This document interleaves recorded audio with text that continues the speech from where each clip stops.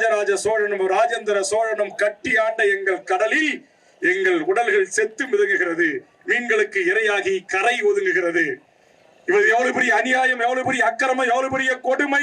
இந்த நவீன உலகத்தில் எமது மீனவர்களுக்கு ஒரு இயற்கை பேரிடர் ஆபத்து என்று சொன்னால் உலக நாடுகள்லாம் ஒரு வாரத்துக்கு முன்னாடியே கணிச்சிடறான், ஒரு மாதத்துக்கு முன்னாடியே கணிச்சிடறான். ஆனா டிஜிட்டல் இந்தியா கொண்டு வந்த 54 இன்ச்சு மார்பு கொண்ட நரேந்திர மோடியினுடைய டிஜிட்டல் இந்தியாவுல திடீர்னு மழை வருது, திடீர்னு வெள்ளம் வருது. கணிப்பதற்கு எந்த கருவிகளும் இல்லாமல் என் மீனவ உயிர்களை பலி கொடுக்கிறார்கள்.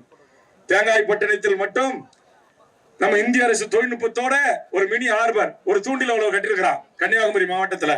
அந்த தூண்டில் உழவை அவன் ஒரு வாரம் 10 நாள் அந்த கடல் சீற்றத்தை எதிர்கொண்டு மீன் பிடிச்சிட்டு பாதுகாப்பாக வந்து இறங்கும் போது அவனுடைய எஸ்டிமேட், அந்த முறைப்படுத்தப்படாத தூண்டில் உழவை உருவாக்கியதன் காரணமாக பல மீனவர்கள் மீனை பிடித்து இறங்கி தன் மனைவியை தன் பிள்ளைகளை கட்டி அணைத்து முத்தமிட்டு அவன் வீட்டுக்கு போகிற தருணத்தில் இறந்திருக்கிறான்.